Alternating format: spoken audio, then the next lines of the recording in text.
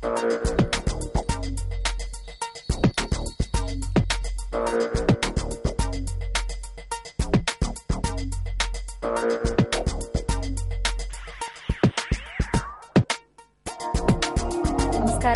ഗൃഹപാഠത്തിലേക്ക് സ്വാഗതം.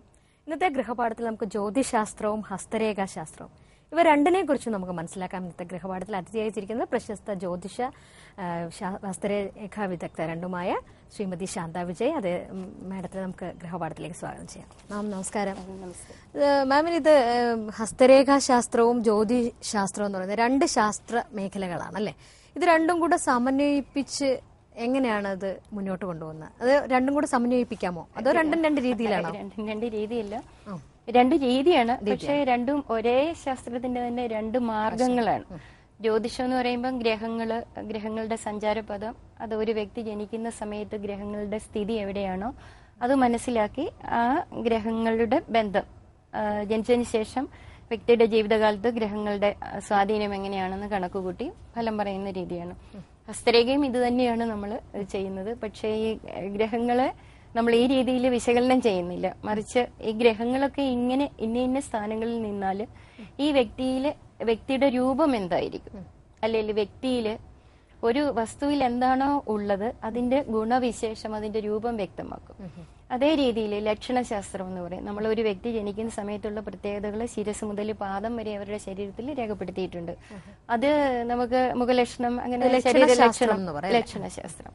അപ്പൊ മുഖലക്ഷണമുണ്ട്, ശരീരത്തിന് ലക്ഷണമുണ്ട്, നമ്മുടെ ശബ്ദത്തിന്റെ സ്വഭാവം അനുസരിച്ച് ആളുകളുടെ ഗുണവിശേഷങ്ങൾ, ത്രിഗുണങ്ങളിൽ ഏതാണ് ഇവരെ നിയന്ത്രിക്കുന്നതെന്ന് പറയാൻ പറ്റും. അപ്പം ഹസ്തമാണ് നമ്മൾ ഏറ്റവും കൂടുതൽ ഉപയോഗിക്കുന്ന ശാരീരിക അവയവം തന്നെ.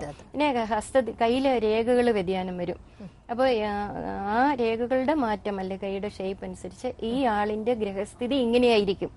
അല്ലെങ്കിൽ പിന്നെ ഒരു ഗ്രഹനിലയൊന്നും ഇല്ലാത്തവർക്കാണെങ്കിൽ ഹസ്തരേഖ തീർച്ചയായും, ഗ്രഹനില ഇല്ലാത്ത വ്യക്തികൾക്കല്ല ഗ്രഹനില ഉള്ളവർക്കും ഇത് വളരെ സഹായകരമാണ്. കാരണം ജ്യോതിഷത്തിൽ ചിലപ്പം ചില കാര്യങ്ങളൊക്കെ നമുക്ക് ഗ്രഹനിലയിൽ വളരെ നന്നായിരിക്കുന്നു, പക്ഷെ ആ അനുഭവങ്ങൾ വരുന്നില്ല. അത് എന്തുകൊണ്ടാണെന്നൊക്കെ പെട്ടെന്ന് നോക്കിയാൽ കയ്യിൽ നമുക്കറിയാൻ പറ്റും. ഗ്രഹങ്ങൾ ഏതേത് അവസ്ഥയിലാണോ സ്ഥിതി ചെയ്യുന്നത് അതനുസരിച്ച് കയ്യിലെ വിരലുകളും വിരലിന്റെ താഴ്ഭാഗത്തുള്ള മേഖലകളും ഒക്കെ അതിന്റെ കൃത്യത നമുക്ക് കാണിച്ചു തരും. അതേപോലെ ഇതിന്റെ രേഖകളുടെ വ്യത്യാസം വരുമല്ലേ? മീൻസ് രേഖകള് കുറെ കാലം കഴിയുമ്പോൾ മാറാറുണ്ടോ? തീർച്ചയായും രേഖകൾ മാറിക്കൊണ്ടാണ് മാറിക്കൊണ്ടിരിക്കുന്നത്. നമ്മുടെ ദശാകാലങ്ങള് മാറുന്നതനുസരിച്ച് പ്രധാനപ്പെട്ട രേഖകൾക്ക് 1.5 വർഷത്തിലൊരിക്കൽ വ്യത്യാസം വരും. 1.5-2 വർഷത്തിനിടയ്ക്ക്. നമ്മള് 1.5 വർഷത്തിനിടയ്ക്ക് വീണ്ടും ചെറിയ വളരെ മൈനറായിട്ടുള്ള രേഖകൾ മാസങ്ങളുടെ വ്യത്യാസത്തിൽ തന്നെ രേഖകൾക്ക് വ്യത്യാസം വരും. രേഖകൾ മാത്രമല്ല, കയ്യിലുള്ള ഭാഗങ്ങളുടെ ഉയർച്ച താഴ്ചകൾ, നിറം, അതിന്റെ കാഠിന്യം, മൃദുത്വം, അങ്ങനെ അനവധി കാര്യങ്ങൾ വിശകലനം ചെയ്തതിന് ശേഷമാണ് നമ്മൾ ഫലം പറയുക. ഇപ്പൊ ഒരു ജാതകത്തിലെ പ്രധാനപ്പെട്ട ഗ്രഹം എന്താണോ ആ ഗ്രഹമായിരിക്കും അവരെ അടിസ്ഥാനപരമായിട്ട് സൂചിപ്പിക്കുന്ന അവരുടെ സ്വഭാവം. അത് ജാതകത്തില് അങ്ങനെ നമ്മൾ വിശകലനം ചെയ്തെടുക്കും. കയ്യിൽ ഒറ്റ നോട്ടത്തിൽ തന്നെ നമുക്ക് മനസ്സിലാകും ഈ ആളിനെ ഇന്ന ഗ്രഹമാണ് പ്രധാനമായിട്ട് നിയന്ത്രിക്കുന്നത്, ഇന്ന സ്വഭാവവിശേഷമായിരിക്കും ഇയാൾക്കുള്ളത്. ഇതനുസരിച്ചായിരിക്കും ഇയാളുടെ സർവ്വവിധ നിലപാടുകളും. ഇപ്പൊ ഒരാളുടെ പ്രവൃത്തിയല്ലേ ഏത് സ്വഭാവമാണോ അതനുസരിച്ചാണ് അയാള് ലോകത്തോട് ഇന്ററാക്ട് ചെയ്യുന്നത്, അതനുസരിച്ചുള്ള അനുഭവങ്ങളാണ് വരുന്നത്. ചിന്തകൾ അനുസരിച്ച് രേഖകൾ മാറും. കാരണം ചിന്തകളാണ് ആദ്യം ഉണ്ടാകുന്നത്. നമ്മുടെ ഏതൊരു പ്രവൃത്തിക്കും നിദാനമായിരിക്കുന്നത് ചിന്തകളാണ്. ചിന്തകൾ അനുസരിച്ചാണ് വ്യക്തികളുടെ അനുഭവം വരുന്നത്. ചിന്തകൾ അനുസരിച്ച് നമ്മുടെ പ്രാണന്റെ സൂക്ഷ്മഗതിക്ക് വ്യത്യാസം വരുന്നു. ഇപ്പൊ ജീവിത പങ്കാളിയെ തിരഞ്ഞെടുക്കാൻ ജ്യോതിഷവും ഹസ്തരേഖയും കൂടെ സമന്വയിപ്പിക്കുന്നതുകൊണ്ട് ഗുണമുണ്ടോ? ജീവിത പങ്കാളിയെ തിരഞ്ഞെടുക്കുന്നതിന് ഗുണമുണ്ടോ എന്ന് ചോദിച്ചാൽ എനിക്ക് അതിനൊരു രണ്ടഭിപ്രായങ്ങളാണ് പറയേണ്ടത്. ജീവിത പങ്കാളിയൊക്കെ പണ്ടേ തന്നെ നിശ്ചയിക്കപ്പെട്ടതാണെന്നുള്ളതാണ് അതിന്റെ സത്യം. കാരണം ഒരാൾ ജനിക്കുന്നത് കർമ്മ ബന്ധം കൊണ്ട് അല്ലെ കർമ്മ സിദ്ധാന്തം അനുസരിച്ച് ആ വ്യക്തി ജനിക്കുന്നതിന് മുൻപ് തന്നെ തീരുമാനിച്ചിട്ടുണ്ട് ഇന്ന വ്യക്തിയായിരിക്കണം എനിക്ക് അച്ഛനും അമ്മയായിരിക്കേണ്ടത്. കാരണം ഒരു ജീവാത്മാവിന് അല്ലെങ്കിൽ ഒരു സോളിന് ഈ ഭൂമിയിലേക്ക് കടന്നു വരുന്നതിനുള്ള വാതിലാണ് അച്ഛനും അമ്മയും. അല്ലാതെ അച്ഛനും അമ്മയുടെ നിർബന്ധം കൊണ്ടല്ല ഈ വ്യക്തി വരിക. അപ്പൊ ആ വ്യക്തി തീരുമാനിച്ചു ഞാൻ ഇന്ന അച്ഛനും അമ്മയ്ക്കും പോയി ജനിച്ചു. ചിലർക്ക് നമുക്കറിയാം ചെറിയ പീരീഡ് ഒരു കുട്ടിയൊക്കെ ജനിച്ചതിന് ശേഷം അച്ഛനും അമ്മയും പിരിഞ്ഞു പോകുന്നത് കാണാം. ആ അച്ഛനും അമ്മയിലായിരിക്കണം ഈ കുട്ടി ഭൂമിയിലേക്ക് വരേണ്ടത്. അതിനുശേഷം അവരുടെ ഗതിക്ക് മാറ്റം വരുന്നു അപൂർവം ചില കേസുകളിൽ. അപ്പൊ അത്രമാത്രം തീരുമാനിക്കപ്പെട്ട വ്യക്തി പിരിയുന്നത് എന്തുകൊണ്ടായിരിക്കും? ഈ കുട്ടിയുടെ ഇത്ര മാത്രമേ ഉള്ളൂ. ഈ കുട്ടിക്ക് അച്ഛനും അമ്മയും ഒരാളെ നഷ്ടപ്പെടാനുള്ള കർമ്മമുണ്ട്, അവർക്കും അത്രയേ ഉള്ളൂ. പൂർവ്വജന്മത്തിലെ കർമ്മ ബന്ധമുള്ളതുകൊണ്ട്. അപ്പൊ അത്രമാത്രം നിശ്ചയിക്കപ്പെട്ട ഒരു വ്യക്തിക്ക് ഈ പൊരുത്തം നോക്കിയത് കൊണ്ട് മാത്രം ജീവിത പങ്കാളിയെ മാറ്റാൻ പറ്റുമെന്ന് എനിക്ക് ഇതുവരെയുള്ള അനുഭവത്തിൽ നിന്ന് തോന്നിയിട്ടില്ല. കാരണം ഒരാളുടെ 7ാം ഭാവം, സ്ത്രീ ആയാലും പുരുഷനായാലും ജാതകത്തിലെ 7ാം ഭാവം കൊണ്ട് അറിയാം ഇവരുടെ ദാമ്പത്യ ജീവിതത്തിന്റെ സുഖ ദുഃഖങ്ങള്. അപ്പൊ അതിനനുസരിച്ചുള്ള ഒരു വ്യക്തിയെ വന്നതായിട്ട് ഇന്നുവരെ കണ്ടിട്ടുള്ളൂ. അതിൽ നിന്ന് വ്യത്യസ്തമായിട്ട് വന്നിട്ടില്ല. പിന്നെ എന്താണ് സംഭവിക്കാന്ന് ചോദിച്ചാൽ, ഈ പൊരുത്തം നോക്കുന്ന രീതി എന്താണെന്ന് ചോദിച്ചാൽ, ഒരാളുടെ ജാതകം കണ്ടാൽ അറിയാം, അല്ലെങ്കിൽ ആ ആളിന്റെ കൈ കണ്ടാൽ അറിയാം ഇന്ന സ്വഭാവമാണ് ഈ വ്യക്തിക്ക് ഉണ്ടായിരിക്കുക, ഇയാൾ ഇന്ന രീതിയിലേ പെരുമാറുള്ളൂ. അപ്പോൾ നമ്മളൊക്കെ അവിടെ ഒരു നമ്മളുടെ മനുഷ്യ സഹജമായിട്ടുള്ള ഒരു ആഗ്രഹം വരും, എന്റെ മകൾക്ക് അല്ലെങ്കിൽ എന്റെ മകൻ അല്ലെങ്കിൽ എനിക്ക് കുറച്ചുകൂടെ മെച്ചപ്പെട്ട ഒരാളിനെ ഈ മാർഗം ഉപയോഗിച്ച് തിരഞ്ഞെടുക്കാം എനിക്ക്. അപ്പൊ എടുക്കാൻ പോകുന്ന ആളിന് എന്തൊക്കെയാ ഗുണവിശേഷങ്ങള്, അങ്ങനെയുള്ള ഒരാള് അതിനെ നമുക്കൊന്ന് തിരഞ്ഞെടുക്കാം എന്നുള്ള ഒരു രീതിയിലാണ് ആളുകൾ കൂടുതലും ഈ പൊരുത്തം നോക്കുന്ന സമ്പ്രദായം ഉപയോഗിക്കുന്നത്. പിന്നെ ജാതകത്തിലെ പൊരുത്തം നോക്കുന്ന രീതി എന്ന് പറയുന്നത് നക്ഷത്ര പൊരുത്തമാണ്. ഇപ്പൊ സ്ത്രീയുടെ ജാതകത്തിലെ ചന്ദ്രന്റെ സ്ഥിതിക്ക് ചേരുന്ന പുരുഷനെയാണ് എടുക്കുക, അല്ലാതെ പുരുഷൻ ചേരുന്ന സ്ത്രീയല്ല. അത് സ്ത്രീക്ക് സ്ത്രീയുടെ മനസ്സിന് ചേരുന്ന പുരുഷനാണ്. അത് വളരെ സയന്റിഫിക് ആണ്. കാരണം അതാണ് കുടുംബജീവിതത്തിനും പിന്നീട് ഭാവിയിലുള്ള സത്സന്താന ലാഭത്തിനുമൊക്കെ കാരണമായിരിക്കുന്നത് തന്നെയാണ്. അപ്പൊ അതുകൊണ്ട് സ്ത്രീയുടെ മനസ്സിന് ചേരുന്ന പുരുഷനാണോ ഇയാളെന്നാണ് നോക്കുക. അങ്ങനെയുള്ള പുരുഷനെയാണ് തിരഞ്ഞെടുക്കുക.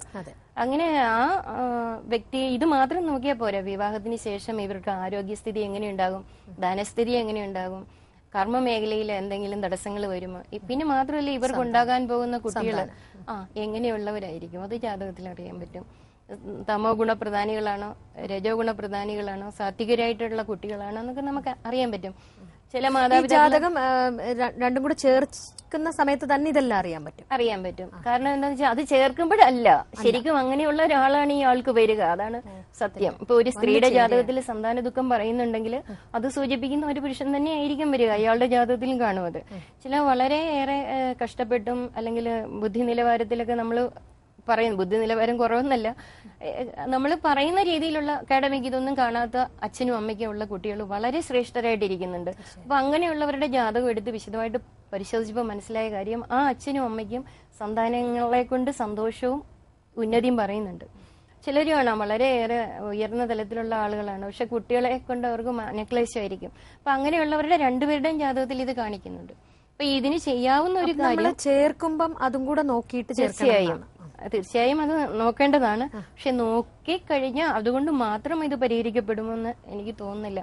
കാരണം അവരെ അനുഷ്ഠിക്കേണ്ട ചില കാര്യങ്ങളുണ്ട്. ഇപ്പൊ 5ാം ഭാവത്തിന് ദോഷമുണ്ടെങ്കിൽ ആ ഭാവം സൂചിപ്പിക്കുന്ന ഗ്രഹം ഏതാണ്, ആ ഭാവം ഏതാണ്, അതൊക്കെ അനുസരിച്ചുള്ള സത്കർമ്മങ്ങള്, അല്ലാതെ അതിന് വലിയ തുകകൾ മുടക്കിയുള്ള ഹോമങ്ങളോ അങ്ങനെയുള്ള പരിഹാരങ്ങൾ കൊണ്ടൊന്നും പരിഹരിക്കപ്പെടുമെന്ന് എനിക്ക് തോന്നുന്നില്ല. അവരനുഷ്ഠിക്കേണ്ട ചില രീതികളുണ്ട്.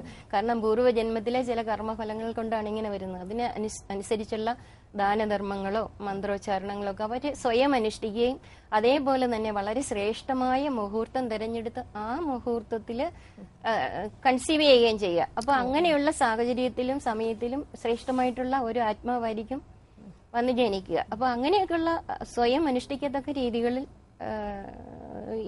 ഇത് മനസ്സിലാക്കിയിരുന്നാൽ സ്വയം നമുക്ക് ഇപ്പൊ മഴ വരുമെന്ന് അറിയാമെങ്കിൽ കുട കരുതാം എന്ന് പറഞ്ഞതുപോലെയുള്ള വ്യത്യാസങ്ങൾ വരുത്താം. മഴയെ ഒരിക്കലും നമുക്ക് മാറ്റാൻ പറ്റില്ല, മഴ പെയ്യാനും പറ്റില്ല. പക്ഷെ കുട കരുതുക എന്നുള്ളത് നമ്മുടെ ചോയ്സാണ്. നമുക്ക് കുട എടുക്കാം, അത് നമ്മുടെ ചോയ്സാണ്. അതിനാണ് ഈ ശാസ്ത്രം ഉപയോഗിക്കുന്നത്. ഓക്കെ മാം, നമ്മള് കുട്ടികളുടെ പഠന കാര്യത്തിന് ജ്യോതിഷം എത്രത്തോളം സഹായകരമാണ്? കുട്ടികളുടെ പഠനവും ഇതുപോലെ തന്നെയാണ്. പക്ഷെ കുട്ടികൾക്ക് ഏത് മാർഗത്തിലേക്ക് തിരിച്ചുവിട്ടാൽ അവർക്ക് അതിൽ കൂടുതലായിട്ട് വിജയിക്കാൻ പറ്റും. അത് ഓരോരുത്തരുടെയും ഗ്രഹനില അനുസരിച്ച് പ്രത്യേകതകളുണ്ട്. ഇപ്പം ശനിയും ബുധനും തമ്മിലുള്ള കോമ്പിനേഷനുള്ള ജാതകമുള്ള ആളുകൾക്ക് അവർക്കൊരു ടെക്നിക്കൽ ടെമ്പർമെന്റ് മറ്റുള്ള കുട്ടികളെക്കാൾ കൂടുതലായിരിക്കും. ഇപ്പൊ ആകാശതത്വം കാണിക്കുന്ന വ്യാഴം അല്ലെങ്കിൽ വായുതത്വമുള്ള ശനി, ഇങ്ങനെയുള്ള ഗ്രഹങ്ങൾ അതിന്റെ ഉള്ള രാശികളുമുണ്ട്.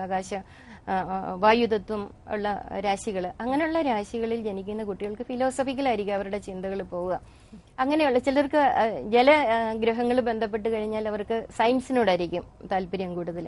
ബുധനും സൂര്യനും കൂടെയുള്ള കോമ്പിനേഷൻ വന്നു കഴിഞ്ഞാൽ കണക്ക് പഠിക്കാൻ അവർക്ക് മറ്റുള്ളവരെക്കാൾ കൂടുതൽ കഴിവുണ്ട്, അത് ഉറപ്പാണ്, അതിന് യാതൊരു സംശയമില്ല. അപ്പൊ ആ മേഖലയിലേക്ക് അവരെ തിരിച്ചുവിട്ട് കഴിഞ്ഞാൽ അവർക്കതിൽ കൂടുതൽ വിജയം കണ്ടെത്താൻ പറ്റും.